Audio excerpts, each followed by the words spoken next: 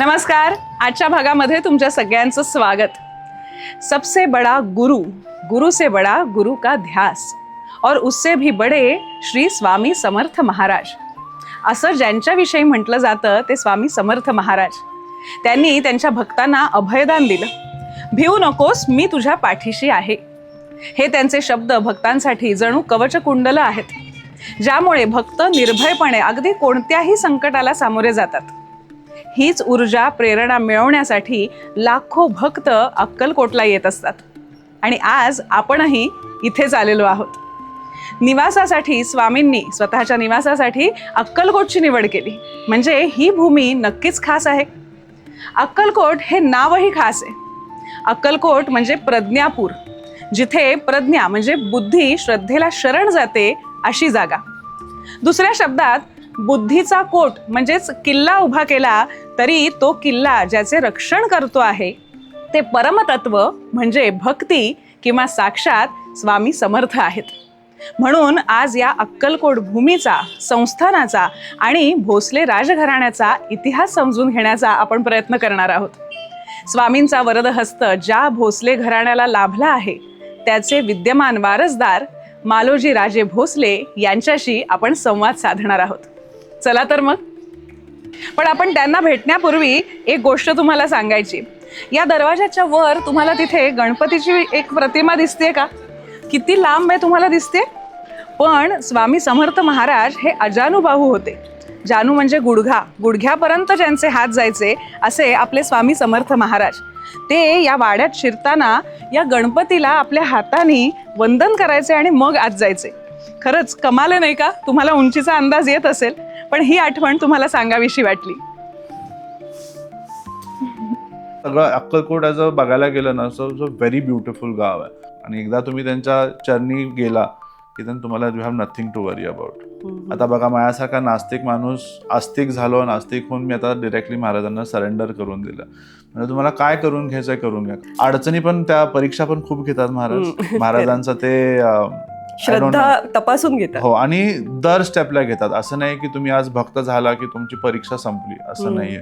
त्यामुळे मला हळूहळू कळायला लागलं की अक्कलकोटला लोक इतकी का येतात, लांबून लांबून लोक का येतात. आणि मग नंतर ती हळूहळू मला ती अनुभूती झाली. जेव्हा ती अनुभूती झाली म्हणलं आपण आता यावरती काहीतरी केलं पाहिजे. सो आपण एक प्रोजेक्ट चालू केला अक्कलकोटमध्ये, प्रोजेक्ट अनुभूती नावाचा. बरं. त्यात आपण 108 फुटाची मूर्ती आणि एक 40 एकर्सचा आपण अख्खं लँडस्केप डेव्हलप करतोय अक्कलकोटसाठी. आज इथे फार सुंदर असं शस्त्रांचं जे संग्रहालय आहे जे आपण पाहतो, जे फतेसिंग महाराजांनी, इट इज द एशिया खंडातलं the biggest one man armoury collection आहे आपल्याकडे. त्याचं पण आता रिस्टोरेशनचं काम चालू आहे. परत मला अक्कलकोटला एज्युकेशन आणि मेडिकल ह्या दोन गोष्टी फ्री करायच्या आहेत. आणि नंतर मग Akkalkot it self will start म्हणजे सस्टेनिंग ऑन इट्स ओन. आज आपण विमेन एम्पॉवरमेंट आणि या सगळ्या गोष्टींविषयी बोलतो, पण हा आपला इतिहास बघितल्यावर कळतं की स्त्रिया पहिल्यापासून किती कर्तृत्ववान, पहिल्यापासूनच होत्या कर्तृत्ववान. फक्त आता जरा ते आता कॉम्पिटिशन खूप वाढली आहे. Is what I feel. फक्त तुम्ही महाराजांना मागायला येऊ नका. Maharaj is a god of manifestation is what I have realise.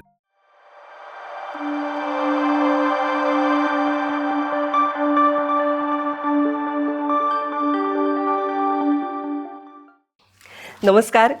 अक्कलकोटला येण्याची स्वामी भक्तांची नेहमीच मनापासून इच्छा असते. एकदा येऊन कधीच तृप्ती होत नाही, वारंवार यायचं असतं. आणि प्रत्येक वेळेस दर्शनातून तितकीच ऊर्जा, तितकेच चैतन्य आपल्याला मिळत असतं. पण अनेकदा आपण इथे येऊन सुद्धा, किंवा आपल्यापैकी अनेकांची इच्छा असेल अक्कलकोटला येण्याची, ती इच्छा पूर्ण झाली तरीसुद्धा अक्कलकोट संस्थान म्हणजे काय, अक्कलकोट संस्थानाचा इतिहास काय आहे याची अनेकदा आपल्याला कल्पना नसते. आता अनेक गोष्टी अशा अक्कलकोट नगरीमध्ये घडत आहेत की त्यामुळे येणाऱ्या भक्तांना पुढे याविषयीची अधिक माहिती मिळू शकेल. आणि हे सगळं घडवून आणणारी व्यक्ती जी आहे ते म्हणजे या भोसले घराण्याचे विद्यमान वंशज माझ्याबरोबर आहेत. मालोजी राजे तिसरे, संयुक्ता राजे भोसले, राजासाहेब अक्कलकोट. आपण त्यांचं मनपूर्वक स्वागत करूया. नमस्कार.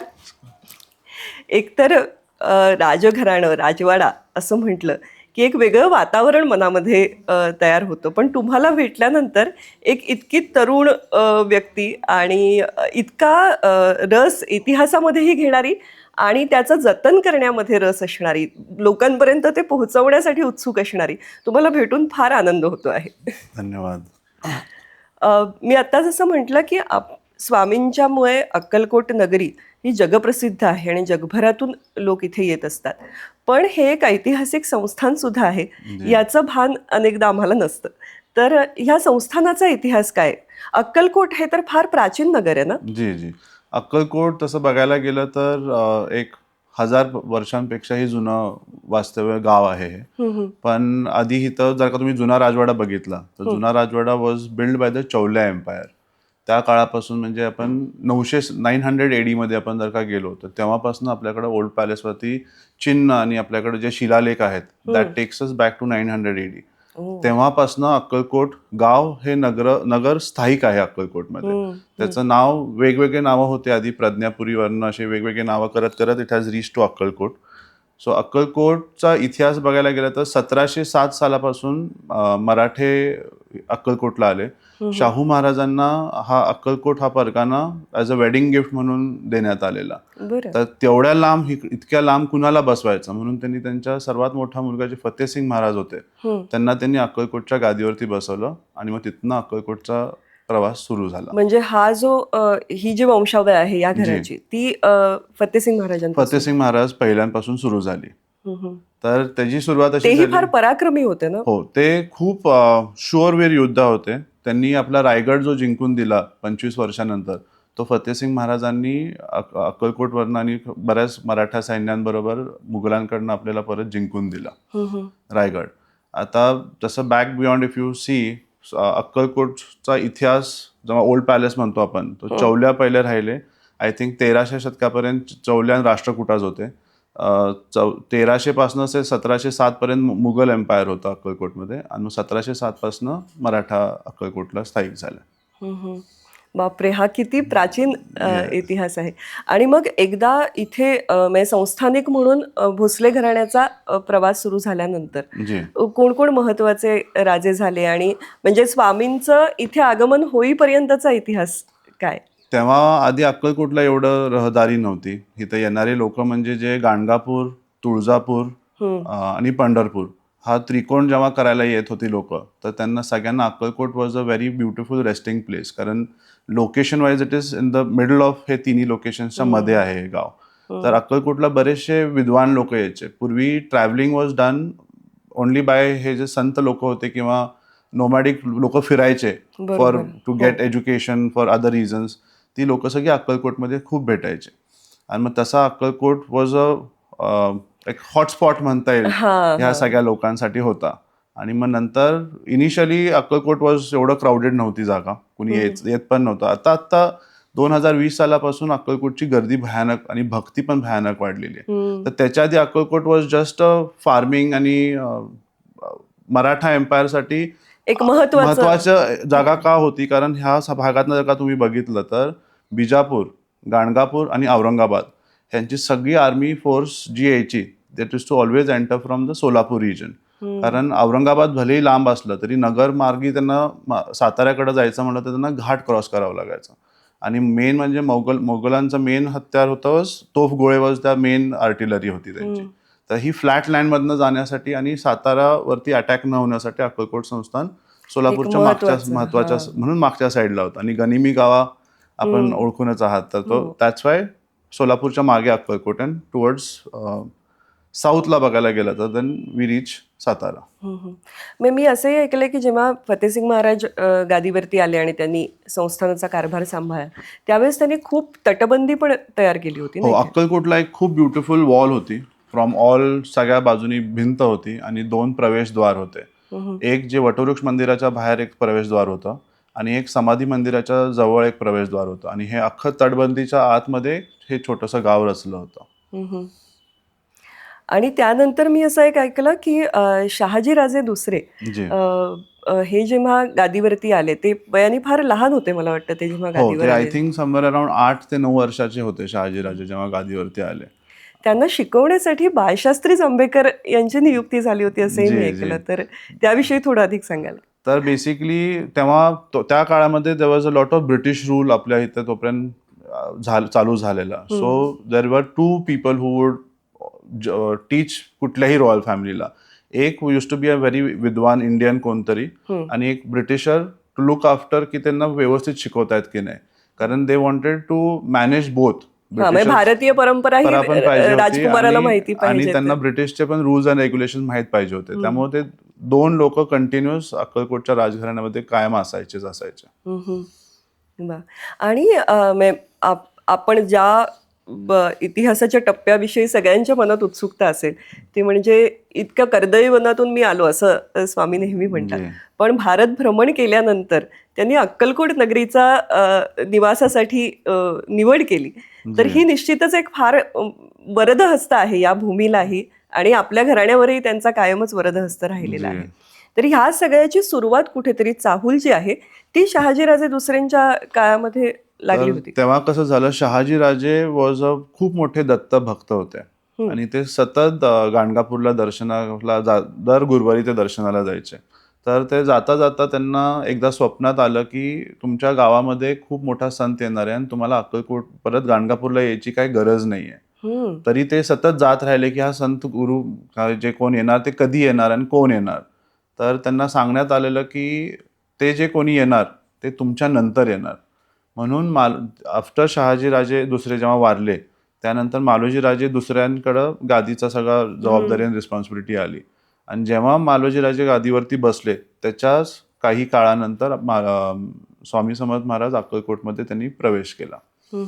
आणि त्याच्या आधी ते आय थिंक मंगळवेढ्याला होते, बरेच महिने मंगळवेढ्यात होते. And then he came to अक्कलकोटला. अक्कलकोटला आल्या आल्या पहिलं ते सोळप्पा महाराजांच्याकडे, सोळप्पा महाराजांच्या आधी पण ते खंडोबा मंदिरात राहिले. खंडोबा मंदिरामध्ये ते जाऊन बसले आणि तिथं एक फकीर आला आणि फकीर त्यांची मजाक उडवायला लागला. मजा उडवताना त्यांनी मग बंद चिलीमधनं धूर काढून दाखवला.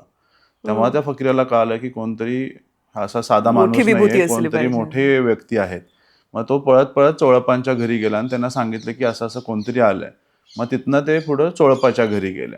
मग चोळप्पाच्या घरामध्ये त्यांनी बऱ्याचसं, चोळप्पा आणि बाळप्पा त्यांची 2 शिष्य होते आणि मग तिथून त्यांचं जास्त काळखंड त्यांनी जो घालवला तो वटवृक्ष मंदिराच्या तिथं झाडाखाली ते बसले राहायचे आणि तिथं लोकांना कंटिन्युअस काही ना काहीतरी लोकांना मदत करत राहायचे. त्यांच्या 2 आवडीच्या जागा होत्या, एक वटवृक्ष मंदिर आणि दुसरं म्हणजे ते आपला जुना राजवाडा. जुन्या राजवाड्यामध्ये त्यांना तो त्यांच्यासाठीच होता. ते कधी पण यायचे, कधी पण जायचे, अशा त्यांचा खूप रहवास जुन्या राजवाड्यात होता. तर जर का तुम्ही जुने त्यांचे पेंटिंग्स आणि त्यांच्या सगळ्या कथा वाचल्या तर बऱ्याचशा कथा अशा आहेत की त्या जुन्या राजवाड्यामध्ये समुद्राचं पाणी आलं, जुन्या राजवाड्यामध्ये त्यांनी तो उंदीर जो मेलेला त्याला त्यांनी जिवंत करून दाखवलं. आणि दुसरं मेन, त्यांना जेव्हा अक्कलकोटमध्ये जे तेव्हा थकायचे तेव्हा अक्कलकोटच्या जवळ एक बॅगाळी म्हणून एक गाव आहे, त्या बॅगाळीला जाऊन ते विश्रांती करायचे. त्यामुळे त्या बॅगाळीला पण भक्तांचा प्रमाण बऱ्यापैकी वाढायला लागलेलं आहे. अच्छा, याविषयी थोडं अधिक सांगाल? म्हणजे तिथेही मंदिर आहे का? बाघाईला एक सुंदर वटवृक्षाचं झाड होतं आणि त्या साईडला एक विहीर होती. सो विहीर आणि त्या झाडाच्या तिथं ते बसले राहायचे. आता ते दॅट वॉज इज विश्रांती जागा. जेव्हा ते अक्कलकोटमध्ये त्यांना खूप एकांत पाहिजे असेल तेव्हा ते बॅगाईला जायचे. जर का तुम्ही बघितलं रस्त्याला बॅगाईच्या 5 किलोमीटर अलीकडनं तुम्हाला गाव दिसत पण नाही. इट इज इन असं एका खोल डबक्यामध्ये असल्यासारखं ते गाव आहे आणि तिथं सहसा त्या भागात कुणी जायचं पण नाही. ते बॅगाई गावातले निंबाळकर एक फॅमिली होती, तीच त्या गावामध्ये तिथं असायची. आणि मग तिथं ते महाराज आता हळूहळू तिथं मठ झालंय, तिने तिथं राहण्याची पण व्यवस्था केलेली आहे. पण मुंबईचे खूप सारे भक्त येतात, मी बघतो ते बॅगाईलाच त्यांचा जास्ती ओढा असतो तिकडे जाण्याचा. पण राजवाड्यामध्ये जी पहिली भेट झाली मालोजी राजेंची आणि स्वामींची, तीही लीला फार सुंदर आहे. त्यांची पहिली भेट झाली ती राजवाड्याच्या डाव्या बाजूला एक पंचायतन गणपती मंदिर आहे. तर जेव्हा महाराज दर्शनाला तिथं गेले, म्हणजे मालोजी राजे दुसरे जेव्हा गणपतीच्या दर्शनाला गेले तिथंच महाराज तिथंच होते, मंदिरातच होते आणि तिथं त्यांची पहिली भेट झाली.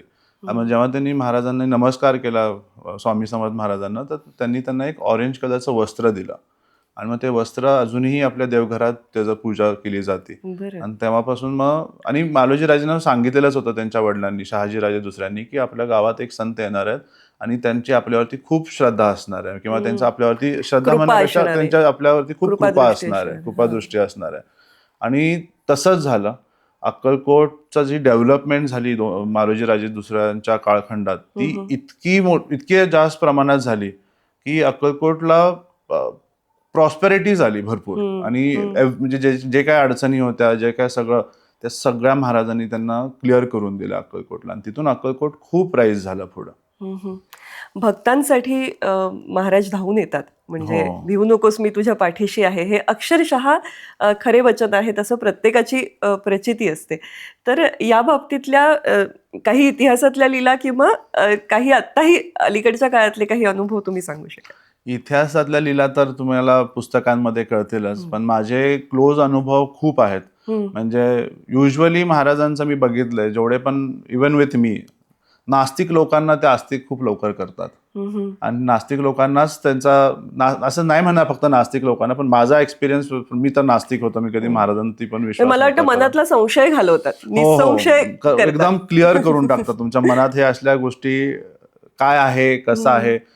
सायन्सवरनी तुम्हाला कळणार नाही ह्या का गोष्टी घडतात, पण घडून येतात अक्कलकोटमध्ये. माझा एक्सपिरियन्स तुम्हाला सांगायचं झालं तर माझे बरेचसे मित्र जे होते अक्कलकोटला, जे माझ्याबरोबर यायचे पण त्यांच्या वेगळ्या कारणांसाठी, ते कधी माझ्याबरोबर मंदिरात येऊन येऊन हळूहळू ते पण स्वामी भक्त झाले. माझा पण जर्नी सुरुवात अशी झाली की मी पहिलं मंदिरातही जात नव्हतो. मला ते सगळ्या गोष्टी पटायच्या नाही, ती गर्दी, ते सगळं अव्यवस्था, ती घाण वगैरे. पण लॉकडाऊनच्या मध्ये त्यांनी मला आपल्या दर पुण्यतिथीला आपला महानैवेद्य असतो पंचपक्वानाचा, तर आणि आपल्या राजघराण्याचे तिथं एकच अभिषेक होतो त्या दिवशी. तर त्या दिवशी मी अक्कलकोटला दरवेळी येतो. मान आहे मला हा, तो मान आहे अक्कलकोट राजघराण्याचा. तर त्या मानाला लॉकडाऊनमध्ये मी जेव्हा आलो तेव्हा माझं that was my first experience काहीतरी घडून आल्यासारखं. तर मी 1 वर्ष अक्कलकोटमध्ये राहत होतो त्याच्या आधी, आणि त्या पुण्यतिथी झाल्या एका आठवड्यात माझे जे वर्षभर जी कामं अडकलेली ती एका आठवड्यात फटफट झाली. आणि ते मला पहिलं पटलंच नाही, असं कसं काय होऊ शकतात कामं म्हणून, इतकी फास्ट कशी होतील. आणि काय काय कामं तर न होऊ शकणारीच कामं होती. अशक्य ही शक्य करतील स्वामी, ते तसंच झालं एक्झॅक्टली. तर मग दिवाणजी आमचे म्हणाले, राजे बघा तुम्हाला मी सांगतोय, महाराजांच्या आपल्या राजघराण्यावरती खूप एक वेगळं कृपादृष्टी आहे, तर तुम्ही त्याचा वापर केला पाहिजे. म्हणलं दिवाणजी असं काही नसतं, म्हणलं तुमचे कर्मच तुम्हाला सगळं शेवटी फळ देतात. मग दिवाणजींनी मला परत एक दिवशी घेऊन गेले दर्शनाला. ते म्हणाले, राजे गुरुवारची आरती खूप सुंदर असते, आपण आरतीला जाऊया. मी त्या आरतीला गेलो आणि परत गोष्टी अशा बऱ्याचशा गोष्टी घडून आल्या. तर मग नंतर मला वाटलं की दिवाणजी मुद्दामून काम करतायत, यु नो, मला पण त्या एक संदेश पोहोचवण्याचा. तसं करायला. म्हणून मी एक दिवशी काय केलं, आय ब्रोक द प्रोटोकॉल आणि I directly went for the darshan, न सांगताच कुणालाच. सकाळी मी लवकर उठलो आणि वेंट फॉर द दर्शन. आता तेव्हा तर दिवाणजी नव्हते, त्यांना माहीत नव्हतं, आणि तेव्हाही परत गोष्टी घडून यायला लागल्या. मग मी म्हटलं there is some energy in this place. तेव्हा मला हळूहळू कळायला लागलं की अक्कलकोटला लोक इतकी का येतात, लांबून लोक का येतात. आणि मग नंतर ती हळूहळू मला ती अनुभूती झाली. जेव्हा ती अनुभूती झाली, म्हणलं आपण आता यावरती काहीतरी केलं पाहिजे.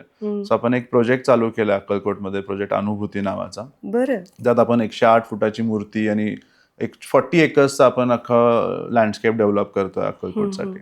आणि जे अक्कलकोटमध्ये आज नाहीये ते आपण ते सगळं त्या प्रोजेक्टमध्ये घालायचा प्रयत्न केलेला आहे. आपल्या घराण्यामध्ये आणि म्हणजे आपल्या जुन्या राजवाड्यात किंवा आपल्या देवघरात म्हणूया, अनेक अशा गोष्टी ज्या स्वामींच्या सहवासातून आपल्यापर्यंत पोहोचलेल्या आहेत, अशाही आहेत ना, त्याविषयी जाणून घ्या. आपलं देवघर बघायला गेलं तर खूप खूप वास्ट देवघर आहे. कारण ज्या कोणी राणीसाहेब ज्या संस्थानातनं किंवा ज्या घरातनं आल्या, त्या प्रत्येक जण आपापले देव किंवा आपापल्या मूर्त्या घेऊन आल्या. त्यामुळे खूप मोठं देवघर आहे. तर त्यातल्या मेन गोष्टी बघायला गेला तर स्वामी महाराजांच्या मेन चरण पादुका ज्या आहेत त्या अक्कलकोट राजघराण्याच्या ज्या मेन पादुका आहेत त्या आपल्या देवघरात आहेत. परत महाराजांच्या हातातला एक सूर्यमणी असायचा बघा, ज्या हातात तुम्ही दर फोटोमध्ये बघितला तर त्यांच्या हातामध्ये एक मणी दिसतो गोल. तो पण त्यांनी समाधी घेण्यापूर्वीच मालोजी राजेंना दिला for the prosperity and for the protection of the family. तसंच मालोजी राजेंना मुलगा नव्हता होत, त्यांना मुली झाल्या, म्हणून त्यांना मूल होण्यासाठी त्यांनी मालोजी राजांनी महाराजांना प्रार्थना केली की मला अक्कलकोटच्या गादीला पुढचा एअर पाहिजे. तर तेव्हा त्यांनी त्यांना एक लहान बाळकृष्णाची मूर्ती दिली, आपलं एक हे दिलं, आयडल दिलं. ते पण आपल्या देवघरात आहे. खूप सुंदर आहे ते सगळं. आपण बघायला पाहिजे सगळ्या गोष्टी. जरूर जरूर. या सगळ्या गोष्टी हा इतका एक मोठा ठेवा आहे इतिहासाचा, जो तुमच्याकडे आलेला आहे, स्वामी कृपेने आपण म्हणूया. तर तो जतन करण्यासाठी तुम्ही अनेक पावलं उचलता आहात. जी. जसं आता आपण अनुभूतीविषयी बोललो, तर हे एक प्रदर्शनाच्या स्वरूपामध्ये असणार आहे.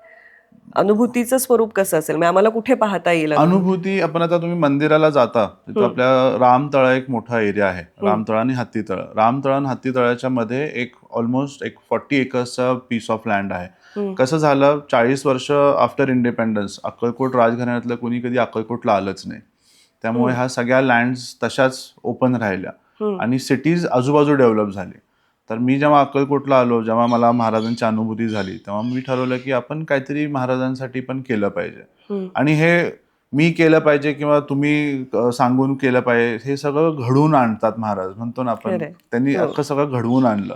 माझ्या डोक्यामध्ये आयडिया टाकणे, मग ती मूर्तीची आयडिया टाकणे, सगळं, परत आर्किटेक्ट आमचे येणे, हे सगळं वॉज प्लॅन होतं. पण आपल्याला माहित नव्हतं ते प्लॅन आहे. फक्त ते योग्य वेळी लोक येत गेली आणि योग्य वेळी ते लोक मदत करत अजूनही तसंच करत चाललेत. हा प्रोजेक्ट मंदिरापासून, वटवृक्ष मंदिरापासून एरियल इफ यू सी 100 मीटर्सच्या आतच आहे. तिथं ते आपली ती मोठी एरिया आहे. तिथं आपण रेसिडेन्शियल एरिया करतोय, पंचकर्मा रिसॉर्ट करतोय, महाराजांची 108 फुटाची मूर्ती करतोय, एक पारायण सेंटर करतोय, परत एक मेडिटेशन सेंटर करतोय. आणि आत्ताच्या ह्या नवीन जनरेशनसाठी आपण महाराजांची जीवनचरित्र आपण केव्सच्या स्वरूपात लोकांना दाखवणार आहे. कारण महाराज काय आहेत आणि महाराजांचे काय लीला आहे बऱ्याचशा लोकांना माहित नाहीये. आपण एक सुंदर वॉकिंग ट्रॅक करतोय. आपल्याला अक्कलकोटला संस्थानाचे पूर्वी हत्ती होते, आपण त्यात हत्ती पण पाळायचा प्लॅन करतोय. आणि हा सगळा जो कॅम्पस आहे, ह्यातनं जो काही रेव्हेन्यू जनरेट होणार आहे, तो आपण तिथं एक हॉस्पिटल करणार आहे. सो द हॉस्पिटल, आता जसं फूड, क्लोथिंग, शेल्टर एका काळचं बेसिक रिक्वायरमेंट्स होते, I feel now medical and education पण इक्वली इम्पॉर्टंट आहे. त्यामुळं अक्कलकोटचं मेडिकल नीड्स तर आपल्या अनुभूती प्रोजेक्ट थ्रू सरफाईज होतील अशी माझा अशी इच्छा आहे. आता महाराजांचा काय प्लॅन आहे, यू नेव्हर नो. नक्कीच. पण खूप छान वाटतंय, कारण एक वेगळा एक सुधारणावादी दृष्टिकोन घेऊन तुम्ही या सगळ्या गोष्टींकडे बघता आहात आणि त्याचबरोबरीने इतिहासाचं जतन सुद्धा होत आहे. आजही आपण म्हणालात त्याप्रमाणे महाराजांच्या आशीर्वादाची प्रचिती लोकांना सहज येत असते, अनुभूती येत असते. अशा काही एखाद दुसऱ्या प्रसंगाविषयी अजून सांगू शकाल? बघा, महाराजांचं जे आपण अनुभवलेले आहेत, डोळ्यांनी पाहिलेले आहेत. मी बघितलेले प्रसंग बघायला गेला तर I will tell you one very beautiful story. आपण महाराजांच्या पादुकांचं रिस्टोरेशनचं आपल्या राजघराण्याच्या जे आहे, थोडंसं त्याला काम करायचं होतं. तर देव कसा भक्तापर्यंत पोहोचतो, this is a small story I will tell you. तर त्या पादुका आम्हाला पुण्यावरून अक्कलकोटला गाडीमध्ये आणायच्या होत्या.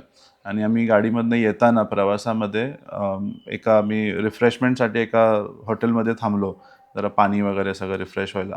तर तिथं एक पार्किंगमध्ये एक माणूस आला आणि तो म्हणाला की तुम्ही कुठं चालला आहात? तर ते म्हणाले की आम्ही अक्कलकोटला चाललोय. तर मला, मी सकाळपासून अक्कलकोटला जायची तळमळ करतोय, पण मला गाडीच मिळत नाही, मला वेळ पण होत नाहीये. तर मी हा लाडूचा प्रसाद घरी बनवून आणलेला आहे, हा फक्त मला महाराजांपर्यंत पोहोचवायचा आहे. तर तुम्ही आलाय तर हा प्लीज माझ्यातर्फे तुम्ही हा प्रसाद घेऊन जावा. आणि त्यांनी ते हातात देताना त्यांनी चप्पल काढली. आमचा जो ड्रायव्हर होता, तर त्याला ते कसं घेऊ, त्यांनी शूज घातले असल्यामुळे त्यांनी नाही घेतला आणि तो म्हणाला की तुम्ही हा मागच्या सीटवरतीच ठेवा म्हणून. आणि त्या सीटवरती महाराजांच्या पादुका होत्या. आणि मग त्यांनी नंतर सांगितलं की तुम्ही जिथं तुमचा प्रसाद ठेवला तिथंच महाराजांच्या पादुका आहेत. हा एक छोटा एक्झाम्पल आहे की नॉट नेसेसरी की तुम्हालाच नेहमी देवाकडे यावं लागतं. तुम्ही मनापासून इच्छा केली तर देव पण तुमच्याकडे पोहोचतो. आता त्याच्यासाठी बघा, तो तिथं खाली धाब्यावरती थांबलेला, त्याला अक्कलकोटला यायचं सकाळपासून इच्छा होती, पण त्याला जमलं नाही. तर महाराजच त्यापर्यंत पोहोचले, कुठल्याही स्वरूपात म्हणा, पादुकांच्या स्वरूपातही म्हणा, पण पोहोचले महाराज त्याच्यापर्यंत. किती विलक्षण अनुभव आहे. आता तुम्ही जे म्हणालात की रिस्टोरेशनचं काम तुम्ही करता आहात, तर त्याचं काय स्वरूप आहे? आणि अक्कलकोटचं म्हणता? अक्कलकोटला बेसिकली कसं झालं, आफ्टर इंडिपेंडन्स ह्या सगळ्या रॉयल फॅमिलीजनी आपले मेन राजाचं कामच संपलं. जे माणूस वीज, ऍडमिनिस्ट्रेशन, वॉटर, टॅक्सेशन, इन्फ्रास्ट्रक्चर सगळं बघतोय, आणि जेव्हा संस्थान विलीन झाले ॲज इंडियामध्ये, तेव्हा राजाचं कामच संपलं, कारण हे गव्हर्नमेंट बॉडी सगळ्या सेटअप झाल्या. तर मग या रॉयल फॅमिलीजला काहीच काम नव्हतं अक्कलकोटमध्ये. सो देन ह्या सगळ्या फॅमिलीज मोठमोठ्या शहरात जाऊन सेटल झाल्या. त्यामुळं अक्कलकोटला त्याच्यानंतरचे जनरेशन जे जन्मलं त्यांना कधी अक्कलकोटची ओढ आलीच नाही. आणि नाव after my mother never came to Akkalkot जेवढं मी येतो. आणि मग आता मी जेव्हा अक्कलकोटला आलो 2020 साली was the first time I properly got introduce to Akkalkot. मी अक्कलकोटमध्ये राहायला सुरू केलं आणि जसं राहायला सुरू केलं मग मी तसं राजवाड्याचे रेनोव्हेशन्स. आणि अक्कलकोटला कसं झालं, आपल्याकडे 4 राजवाडे आहेत. युजली फॅमिलीज एक्सपॅन्ड होतात आणि ईच पर्सनला एक एक घर मिळतं आणि ते वाढत राहतं. पण अक्कलकोट फॅमिली बरोबर अनफॉर्च्युनेटली कमी कमी होत होत एका माणसावरती हे सगळी रिस्पॉन्सिबिलिटी आली. तर मग मी सुरुवात केली, म्हणलं आपण राहत्या ह्या राजवाड्याचंच रेस्टोरेशनचं काम करूया. मग करता करता बरेचसे कामं वाढत गेली, कारण जुनं काम तुम्ही जेव्हाही रिस्टोर करायला जाता त्यातनं एका कामातनं अजून 4 कामं नक्की कायम वाढतातच. तर ते वाढता वाढता मला खूप एक्सपिरियन्सेस आले की हाऊ टू एक्झॅक्टली कुठं चुकलो आपण किंवा कुठं काय केलं पाहिजे. त्यानंतर मग आता आपण 3 राजवाड्यांचं स्ट्रक्चर रिस्टोरेशन कम्प्लीट केलेलं आहे मागच्या 3 वर्षामध्ये. आता आपण इंटिरियर्सचं सगळ्याचं काम सुरू केलेलं आहे. सो विदिन आय थिंक 1-2 वर्षात हे सगळी कामं संपतील पॅलेसची पण रिस्टोरेशनची. कारण ह्या इतक्या पावन वास्तू आहेत की ज्या ठिकाणी इतकी कर्तृत्ववान राजे मंडळी झालेली आहेत आणि स्वामींच्या पदस्पर्शाने पावन झालेली भूमी आहे, तर तिचं जतन संवर्धन होत आहे ही खूपच ऍक्च्युली तसं बघायला गेलं तर ना कुणालाच वाटलं नव्हतं मी अक्कलकोटला येईन, कारण ज्या प्रकारे माझं सगळं अपब्रिंगिंग झालं किंवा माझं जे एज्युकेशन झालं की, आणि आत्ताच्या काळात तुम्ही जर का बघितलं तर गावाकडनं शहराकडची ओढ भरपूर आहे, पण शहराकडनं गावाकडची ओढ अजिबात नाही. आणि सगळे रिसोर्सेस असताना तुम्ही का गावाकडे याल, हा सगळ्यांना प्रश्न येतो. पण महाराजांचा काहीतरी आय थिंक वेगळा प्लॅन होता.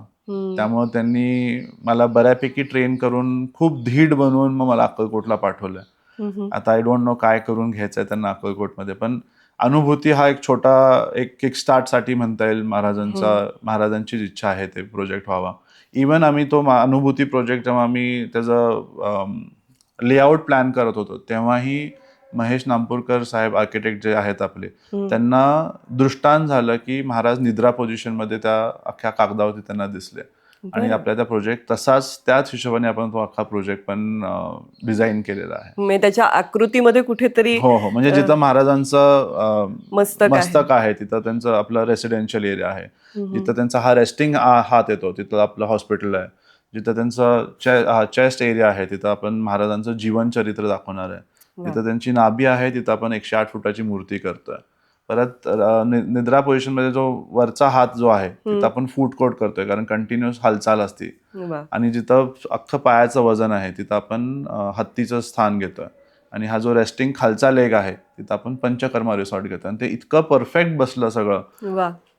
तर तेच म्हणतो ना, महाराजां करून आणि घडवून घेतात ह्या गोष्टी. अडचणी पण त्या परीक्षा पण खूप घेतात महाराजांचं ते श्रद्धा तपासून घेतात. हो, आणि दर स्टेपला घेतात. असं नाही की तुम्ही आज भक्त झाला की तुमची परीक्षा संपली, असं नाहीये. दर स्टेपला तुमची ते परीक्षा घेत राहतात आणि दरवेळी ते तुम्हाला एक असं ऑपॉर्च्युनिटी देतील आणि इतकं सोपं ऑपॉर्च्युनिटी देतील की तुम्हाला ते ग्रॅब करूच वाटते. पण ती तुम्ही ग्रॅब केली की तुम्ही महाराजांपासून हळूहळू लांब जात जाता. पण त्यांची श्रद्धा इज समथिंग व्हेरी डिफरंट. आणि एकदा तुम्ही त्यांच्या चरणी गेला की तुम्हाला you have nothing to worry about. आता बघा, माझ्यासारखा नास्तिक माणूस आस्तिक झालो, नास्तिक होऊन मी आता डिरेक्टली महाराजांना सरेंडर करून दिलं. म्हणजे तुम्हाला काय करून घ्यायचंय करून घ्या. कारण काय व्हायचं, जेव्हा हे सगळं अनुभूती झाली, बऱ्याचशा गोष्टी झाल्या, तर माझे खूप वेगळे प्लॅन्स होते की मला पॅलेसेस करायचा होता, मला शेताकडचाच इंटरेस्ट करायचा होता, मला ह्या बाकीच्याच गोष्टी करायच्या होत्या. पण महाराज वॉन्टेड मी to do other things. That is why सगळ्या एनर्जीज आणि सगळा फोर्स सगळा दुसरीकडनं यायला लागला.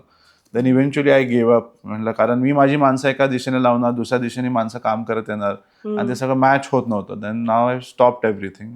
नाव each day as he wants मी टू लिव्ह थिंग्स हॅपन. आणि ते बरोबर योग्य माणूस पाठवतात. योग्य अडचणी आली की तो माणूस येतो, तो ती अडचण सॉल्व्ह करतो आणि बिना अपेक्षाचा तो माणूस परत जातो. आणि त्याची फक्त तीच स्वामी सेवा म्हणून ते येतात करायला.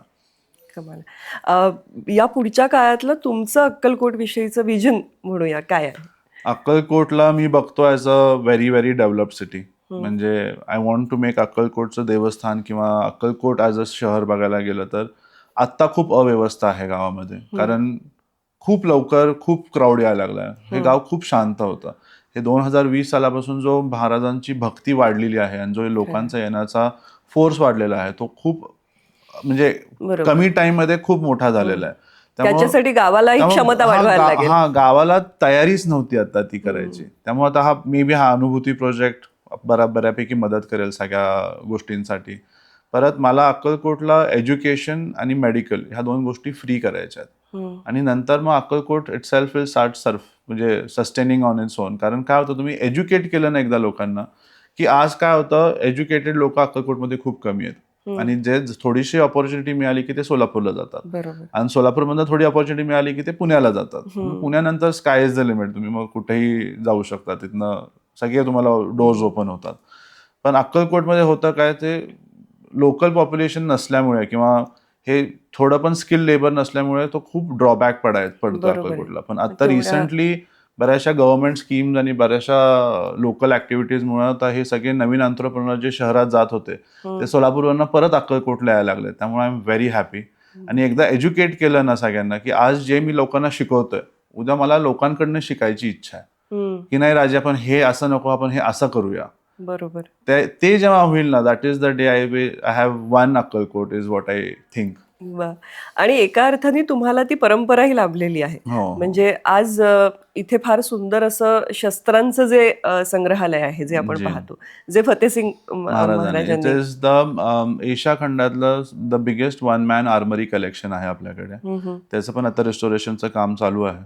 ते बाय द आय थिंक 1-1.5 वर्षात ते पण काम संपून जाईल. पण आताही येणारी मंडळी पाहू शकतात. आताही आपण ते म्युझियम ओपन ठेवलेलं आहे, कारण तो इतका ब्युटिफुल साठा आहे की ते सगळ्यांनी बघितलंच पाहिजे. त्याचाही थोडा इतिहास सांगाल? तर आपले फतेसिंग महाराज तिसरे was the first Indian to be the British general. तर त्यामुळे he was very very loved by the royal family of Britain. त्यामुळं आफ्टर त्यांच्या सगळ्या वॉर झाल्यानंतर, पहिल्या महायुद्धामध्ये, फर्स्ट वर्ल्ड वॉरमध्ये होते, त्या वॉर झाल्यानंतर the British government was so happy with what ever he did. तर ते म्हणाले की तुम्हाला व्हॉट डू यू वॉन्ट. तर तेव्हा त्यांनी सांगितलं की all the ammunition and armoury that I used in the world war I want to take it all to my city and make it into a museum. आणि त्यांना शस्त्रांचा खूप आवड होता. मग त्यांनी ते म्युझियम केलं जुन्या राजवाड्यात. तिथनं ते जुन्या राजवाड्यात राहून त्यांनी मग अक्कलकोटचा हा नवीन राजवाडा, म्हणजे राजा फतेसिंग महल, त्याच्या मागे एक व्हाईट हाऊस आणि समर पॅलेस, हे 3 वास्तू त्यांनी बांधल्या. स्वतःसाठी त्यांनी तो समर पॅलेस बांधला आणि मोठ्या मुलासाठी राजा फतेसिंग महल आणि धाकट्या मुलासाठी त्यांनी आपलं व्हाईट हाऊस, जयसिंग महाराजांसाठी त्यांनी व्हाईट हाऊस बांधला. आणि मग ते सगळे फॅमिली फ्रॉम ओल्ड पॅलेस ते ह्या भागात शिफ्ट झाले. अच्छा. आणि त्या काळामध्ये ही एक कल्पना की अशा पद्धतीचं एक संग्रहालय करणं, आणि मला वाटतं त्यांना कॅप्टन उपाधी पण प्राप्त कॅप्टन होते ते. तर त्यांनी हा पॅलेस बांधायला सुरू केल्यानंतर काय झालं, he did not live a very long life. After the war झाल्यानंतर आय थिंक एक 5-6 वर्ष जगले ते. तर त्या 6 वर्षात त्यांनी अक्कलकोटमध्ये इतक्या नवीन प्लॅन्स आणि नवीन आयडियाज आणल्या आणि त्यांनी सगळ्या चालू केल्या. पण unfortunately he could not live a long life. तर त्यांच्या वाईफ ज्या होत्या तारामाता राजे, त्यांनी हा सगळा काळखंड, त्यांचे सगळे प्लॅन्स त्यांनी सगळे एक्झिक्यूट केले. अलॉंग त्याच्याबरोबर त्यांनी त्यांची 4 मुलं रेज केली. त्याच्याबरोबर संस्थानला इतकं वर घेऊन गेल्या की ब्रिटिशर्सनी त्यांना कैजर हिंद एक अवॉर्ड म्हणून होता त्या काळामध्ये. It was only given to people from Asia. तर त्यांना तारामाता राजेंना त्यांनी ॲज अ बेस्ट ॲडमिनिस्ट्रेटर म्हणून त्या काळात त्यांनी एका महिलेला असा पुरस्कार मिळाला. त्या काळात पण बऱ्याचशा महिला खूप शूर होत्या. आता आपण आत्ताच फक्त कॉन्सन्ट्रेट करतो, पण त्या काळातही महिलावर खूप कर्तृत्ववान होत्या. मला वाटतं पहिले जे फतेसिंग राजे होते त्यांचंही प्रेरणास्थान वीरूबाई ज्या होत्या त्याही फार कर्तृत्ववान होत्या. हो. त्यांना लहानपणापासून ट्रेन करून त्यांना मोठं करून साताऱ्यामधनंच त्यांनी ट्रेन केलं आणि देन त्यांना अक्कलकोटला आले. जेव्हा ते अक्कलकोटला आले तेव्हा त्यांनी त्यांच्या पायातले पैंजण घेऊन आणले त्यांनी. आणि मग त्या पैंजणाला त्यांनी एक देवीची मूर्ती केली, जी आपण आता नवरात्रात त्याची पूजा केली जाते अजूनही. जस्ट ऑलमोस्ट 350 वर्ष झाले त्याची पूजा होतीये. आज आपण विमेन एम्पॉवरमेंट आणि या सगळ्या गोष्टींविषयी बोलतो, पण हा आपला इतिहास बघितल्यावर कळतं की स्त्रिया पहिल्यापासून किती कर्तृत्ववान, पहिल्यापासूनच होत्या कर्तृत्ववान. फक्त आता जरा ते आता कॉम्पिटिशन खूप वाढली आहे, वॉज व्हॉट आय फील. नक्कीच. म्हणजे पूर्वी कदाचित मागे राहून कर्तृत्व गाजवत होते, आज आता पुढे पुढे येऊन येऊन गाजवत आहे. पण हा इतिहास कळल्यानंतर त्यातून प्रेरणा खूप मिळते. जसं जी, आता आपण जी. उल्लेख केला त्याप्रमाणे इतका मोठा किताब मिळवण्यासाठी तुम्ही किती कर्तृत्व गाजवायला हवं. आणि मला वाटतं अशा अनेक कर्तृत्वशाली महिला आपल्या या घराण्यात झालेल्या आहेत. इवन त्यांना फक्त कैजरी हिंद अवॉर्ड देऊनच त्यांना नाही थांबवलं. त्यांनी त्यांना एक एक खूप ब्युटिफुल कारंजा दिला. आता आपल्या अक्कलकोटमध्ये हार्ट ऑफ द सिटीमध्ये आपण एक कारंजा, आपलं एक गार्डन आहे, तारामाता गार्डन. त्या गार्डनमध्ये त्यांनी तो कारंजा लावलाय. तो कारंजा वर्ल्डमध्ये फक्त 3च आहेत. One is in London, one is in south Africa and one is in Akkalkot. पण प्रत्येकाचे अटॅचमेंट्स वेगवेगळे आहेत.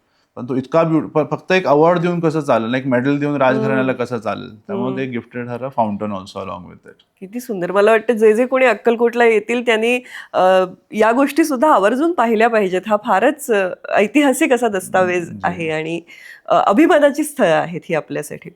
आता तुम्ही हे सगळं सांगत असताना मला आणखीन एक नाव डोळ्यासमोर येत आहे, म्हणजे ते आदरणीय विजयसिंग राजेंनी यांचं, की त्यांनी सुद्धा अक्कलकोटचा कायापालट खूप मोठ्या प्रमाणात केला, अनेक सुधारणा या विजयसिंग महाराजांनी अक्कलकोटमध्ये बऱ्यापैकी sports, he was a very very outgoing person, आणि स्पोर्ट्स वगैरे बाकीच्या गोष्टी पण त्यांनी खूप अक्कलकोटला इंट्रोड्यूस केल्या. परत मेन म्हणजे Vijaysinh Maharaj got married to the Gwalior princess, म्हणजे माधवराव शिंद्यांच्या आत्या, त्यांच्याशी त्यांचं लग्न झालं. त्यामुळं त्या काळामध्ये Akkalkot being such a small state आणि Gwalior being such a big state कसं झालं. पण देन तुम्ही आईंना नेहमी विचारायचं की कसं लग्न कसं काय झालं. पण then Vijaysinh Maharaj was the most handsome man in that era. म्हणजे आज कसं Guinness book of world record होतं, तसं तेव्हा हुज हू मध्ये होतं. तर he was known as the most handsome man of that era. बरं. आणि त्यांनी अक्कलकोटला खूप, म्हणजे he was a very outgoing person, आणि ते खूप ट्रॅव्हल करायचे. आणि he had his own charm. So whenever he use to travel, ते सगळा अक्कलकोटला त्यांनी बऱ्यापैकी जगामध्ये त्या काळातही आणलं थ्रू डिफरंट मीन्स. तुमच्याशी बोलताना आणखीन एक गोष्ट खूप छान जाणवते. आता आपण जिथे बसलो तिथे इतके वेगवेगळे पेंटिंग्ज आहेत, फोटोग्राफ्स आहेत, छायाचित्र आहेत फार सुंदर. ही सगळ्यांची माहिती तुम्ही घेताय, जी. तर त्याविषयी थोडं अधिक सांगा. आणि मला वाटतं एक अतिशय सुंदर पुस्तक या निमित्ताने. सो कसं झालं, 2018 मध्ये माझ्या आई वारल्या, 2019 मध्ये माझ्या मावशी वारल्या, आणि 2020 साली वॉज द फर्स्ट टाइम मी अक्कलकोटला आलो. मी जेव्हा अक्कलकोटला आलो ना, तेव्हा मला काहीही माहीत नव्हतं. कारण माझं सगळं एज्युकेशन आणि माझं ट्रेनिंगसाठी आय वॉज टॉट डिफरंट थिंग्स. कारण ह्या things I think my mother had already foreseen की हे बाळ समजून घेतील आपण त्यांना हे बाकीच्या गोष्टी शिकवल्या तर. म्हणजे जेव्हा मी अक्कलकोटला आलो तेव्हा मला अक्कलकोटचा इतिहास म्हणा किंवा अक्कलकोटच्या राजवाड्यातलंच किचन कुठं आहे, त्याचं बाकी गोष्टी कुठं आहेत, मला काहीच माहीत नव्हतं. मग मी जेव्हा अक्कलकोटला आलो तेव्हा एक एक गोष्टी हळूहळू मी शिकायला सुरू केल्या. आणि मग तिथून रेनोव्हेशन, मग तिथून डेव्हलपमेंट, आणि मग आता आपण जिथं आहोत तिथपर्यंत पोहोचलेलो आहे. मग मी हे सगळ्या फोटोज आमच्या सगळ्या नातेवाईकांना पाठवले की म्हणलं हे कोण आहेत, मग हे कोण आहेत. मग त्यांनी मला बऱ्यापैकी मदत केली. आणि बरेचसे अक्कलकोटमधले स्थायिक लोक किंवा बरेचसे पाहुणे मंडळी येऊन मला सांगायचे की ह्या राणीसाहेब इथं गेल्या, मग ते आपलं नातं इकडनं पण असं लागतं. आणि इनिशियली मला काय माहीत नसल्यामुळे to just nod my head. पण देन इव्हेंच्युअली मला कळालं की हे जोपर्यंत मी इतिहास शिकणार नाही तोपर्यंत म्हणलं हा मला कुणी पण येऊन काही पण सांगणार आहे. मग नंतर मी 6 महिने पॅलेस बंद केला. I went through all the old documents. मग आपण एक वेबसाईट बनवली, आणि त्या वेबसाईटवरती माझ्या स्वतःसाठीच मी ती वेबसाईट बनवली की फॉर मी टू अंडरस्टँड. आणि बरेचशी लोक अशी वेबसाईट बनवत चाललेली अक्कलकोट राजघराण्यावरती, पण त्यांची इन्फॉर्मेशन कुठं चुकीची असायची किंवा थोडासा हिस्ट्रीमध्ये वर खाली गोष्टी व्हायला लागल्या. त्यांना यासाठी की आपण त्यांना करेक्ट करण्यापेक्षा आपण एक वेगळी वेबसाईट बनवूया.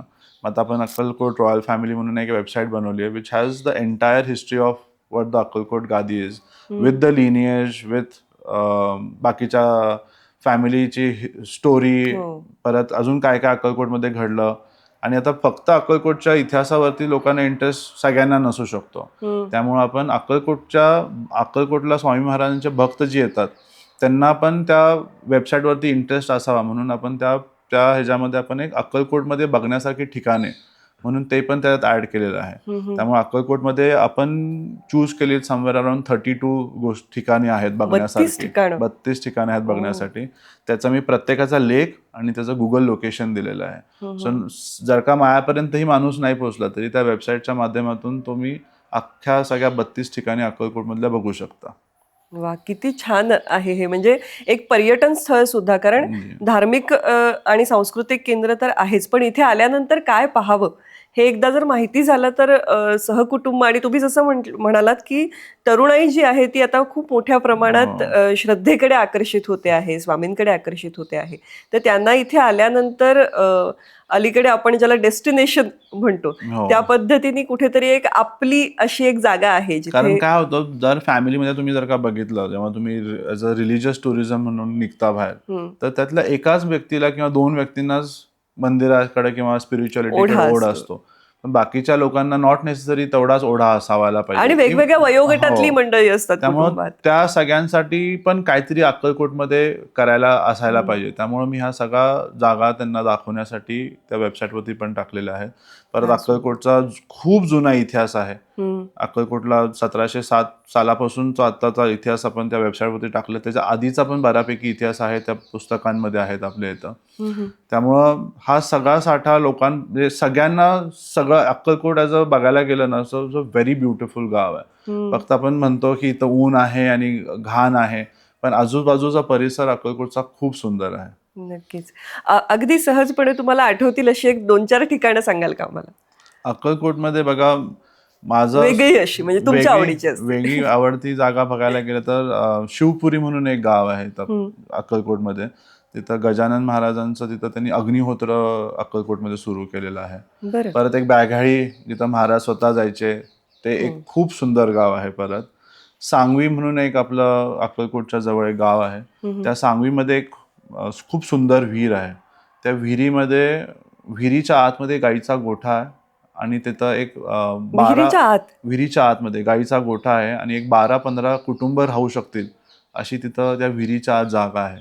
तर मी सहज विचारलं की हे का त्या काळात बांधलं असेल, तर उन्हाळा जेव्हा जास्ती व्हायचा तर तेव्हा तिथं महाराजांना बसायला गरम न होऊ म्हणून त्यांनी त्या विहिरीमध्ये त्यांनी अख्खं ते त्यांचं राहायचं स्थान केलेलं.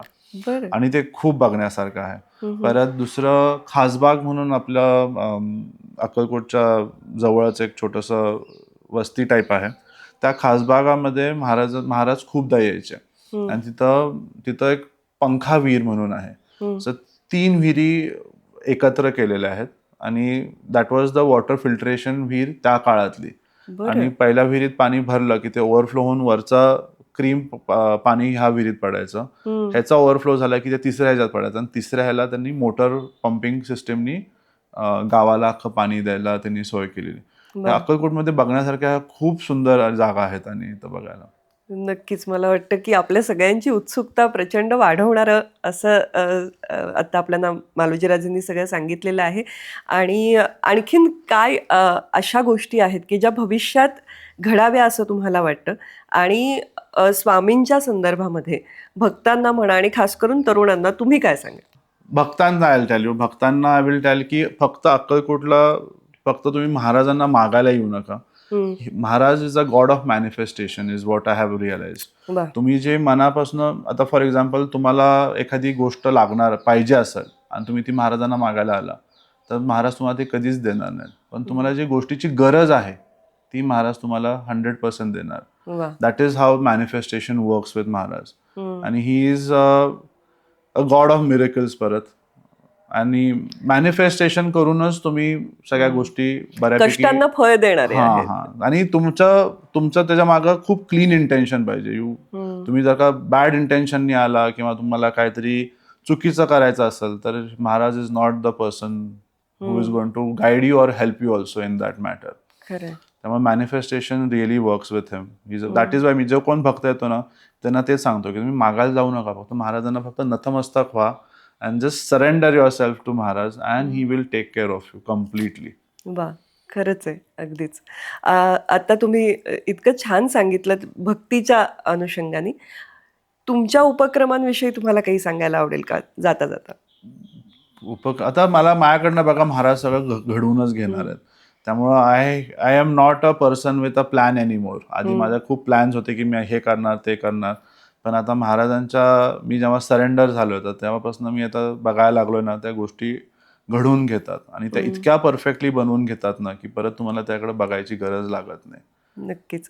आमच्याकडून तुम्हाला खूप साऱ्या शुभेच्छा आहेतच. धन्यवाद. जाता जाता तुम्ही ज्या इतिहासाचा उल्लेख केला, जी. तो इतिहास सगळं सांगणारं एक पुस्तक नम्रता भट यांनी लिहिलं आहे आणि त्याला आपण पुरस्कृत केलं आहे. जी, ते जी. त्याला आपली तर प्रस्ताव आता त्याच्या मागची स्टोरी कशी आहे, तर इफ यू सी तुमच्या आजी म्हणजे माझ्या आजींच्या काळामध्ये महाराजांची बखर होती. मग माझ्या आईंच्या काळामध्ये गुरु लीलामृत आलं.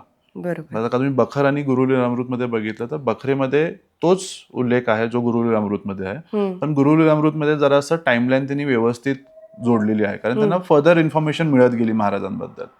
तसंच आता ह्या नम्रता मॅमनी जे पुस्तक लिहिलेलं आहे ना, त्याच्यामध्ये नम्रता मॅमनी महाराजांचा जन्मापासून तो अख्खा कर्दळी वनात जायचा तो अख्खा प्रसंग, मग कर्दळी वनातनं तपस्या करून स्वामी स्वरूपात परत प्रकट होणं, त्यांनी खूप छान स्टडी केलेला आहे. त्यामुळे तो आमच्या एरामधला माझ्या एरियामधला जो आत्ताचं जे बुक आहे ते बखर, गुरु लीलामृत आणि अजून नवीन फॅक्ट जे मिळालेत महाराजांचे ते सगळं कंपाईल करून ते अख्खंच्या अख्खं बुक आहे. खूप मोठं आणि खूप सुंदर बुक आहे, पण अतिशय महत्वाचं आणि अतिशय सुंदर पुस्तक आहे. तर मला वाटतं या निमित्ताने जे भक्त असतील ज्यांना अधिक इतिहास जाणून घ्यायचा असेल आणि विविध अवतारांविषयीचीही माहिती त्यामध्ये आहे, लीलांची माहिती आहे, आपण जरूर ते पुस्तक वाचावं. आणि तुम्हाला स्वतःला इतिहासाची इतकी आवड असल्यामुळे आणि त्याचं महत्त्व आपण जाणत असल्यामुळे तुम्ही त्याला पुरस्कार दिलात किंवा त्याचा प्रचार करता आहात, तर त्यासाठी खूप छान वाटलं. आजच्या तरुणाईकडे बघतानाचा आमचा एक साचेबंद असा दृष्टिकोन असतो की आजच्या तरुणाईला कुठल्या गोष्टी आकर्षित करतील. तुमच्यावरती कुठेतरी स्वामींनीच ही जबाबदारी सोपवली आहे असं तुमच्याही बोलण्यात आलं. तर आता तुम्हाला हा काय म्हणू एक नवा जन्म जो मिळाला किंवा एक नवी जबाबदारी मिळाली, तर त्यातून काय असे टेकअवेज तुम्हाला मिळाले आहेत असं वाटतं? पेशन्स खूप शिकलो मी. I was a very impatient मुलगा म्हणता येईल, किंवा आणि whatever, I think with age पण तुमचा हळूहळू पेशन्स डेव्हलप होतो. पेशन्स शिकलो, ॲडजस्टिंग टू न्यू सराउंडिंग शिकलो. कारण मी जेव्हा अक्कलकोटला सुरुवातीला आलो तेव्हा इथलं वेदर, इथलं जेवण, इथलं लँग्वेज आणि इथलं लँडस्केप वॉज नथिंग. मला कुठलंच जमलं नाही, कारण इथली गरमी खूप भयानक होती. म्हणजे अजूनही आहे. आता मला ह्या 4 वर्षात मला सवय झाली, आता मी अक्कलकोटचाच झालोय असं झाला. परत इथलं गरम जागा असल्यामुळे तिखट खूप खातात इथले लोक, आणि माझा स्पाइस टॉलरन्स खूप 0 होता. अक्कलकोटला आल्यानंतर माझा स्पाइस टॉलरन्स पण खूप वाढला. परत इथं लोकल लँग्वेज लोकांची वॉज मराठी आणि कानडी मिक्स आहे. तर मला हळूहळू आता कानडी शिकायला लागलोय. आय थिंक विदिन 2-3 वर्षात कानडी पण शिकून घेईल. आणि इथं मी ज्या गावांमध्ये राहिलो, म्हणा सातारा किंवा म्हणा पुण्यामध्ये, तिथं कायम डोंगर आणि पाणी हा खूप असायचा. आणि मी अक्कलकोटला आलो ना, इथं तुम्ही बघायला गेला तर इथं 40 किलोमीटर स्ट्रेट तुम्हाला सगळं फ्लॅट लँड्सच दिसतात. त्यामुळे that was a big challenge. पण इथली लोक जी आहेत ना, ती मनाने इतकी सुंदर आहेत की त्यांच्यामुळं मला अक्कलकोटमध्ये राहायचा ओढ आला, निर्माण झाला रादर. आणि महाराजांनी आय थिंक त्यांचा काहीतरी प्लॅन आहेच करून घ्यायचा. त्यामुळे पहिलं त्यांनी मला कम्फर्टेबल करायचा प्लॅन केला, आणि देन नाव पुढच्या गोष्टी आता घडवून घेतील. काय घडवून घेतील ते आता वेळच तुम्हाला सांगेल, का सगळ्या गोष्टी होणार आहेत त्या. नक्की. पण तुम्हाला भेटून फार आनंद झाला आणि खूप छान अक्कलकोटचं नवं रूप, एक नवी अनुभूती अक्कलकोटमध्ये आल्यानंतर आपल्याला लवकरच घेता येणार आहे. आणि त्या सगळ्याच्या मागे ज्यांचं विजन आहे असे आदरणीय मालोजीराजे यांनी आज आपल्याशी इतक्या छान गप्पा मारल्या, त्यांचे मनपूर्वक आभार मानले. धन्यवाद. इनक्रेडिबल मराठी आणि इटर्नल मराठी या माध्यमातून आम्ही दोघीही काहीतरी नवीन देण्याचा, काहीतरी वेगळं देण्याचा प्रयत्न करत असतो. आणि तुम्ही सगळे दरवेळेला सूचना करता, कौतुक करता. तसंच मला असं वाटतं की आजच्या भागामध्येही आपल्याला लक्षात आलं असेल की अजून एक तरुण पिढीतला अगदी म्हणजे मी अरेतुरे आत्ता म्हटलं असेल तरी मी खरंच युवक म्हणेन, आणि तो पुढे जाऊन काहीतरी वेगळं काम करू इच्छितोय आणि काहीतरी महत्त्वपूर्ण काम करू इच्छितोय.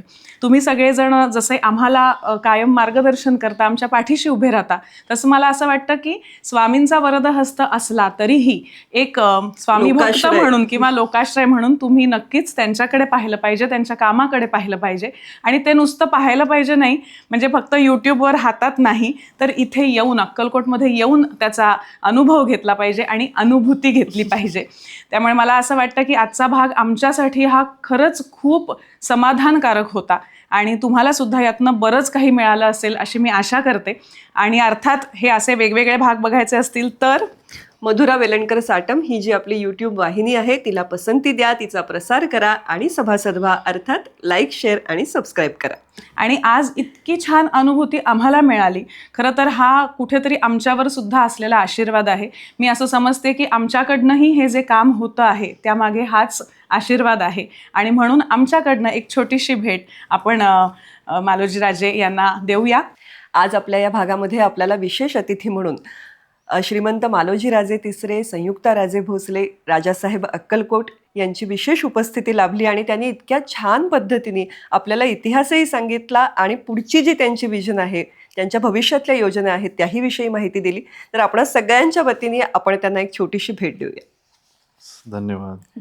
मधुरव पुस्तक आहे, मधुराने लिहिलेलं हे स्तंभलेखन आहे आणि या पुस्तकाच्या सुद्धा 4हून अधिक आवृत्ती आहेत. अतिशय लोकप्रिय असं पुस्तक आहे. वेगवेगळे अनुभव आहेत, आपल्याला आवडेल अशी आशा करतो. मला प्लीज तुम्ही साईन करून हो. द्या ना.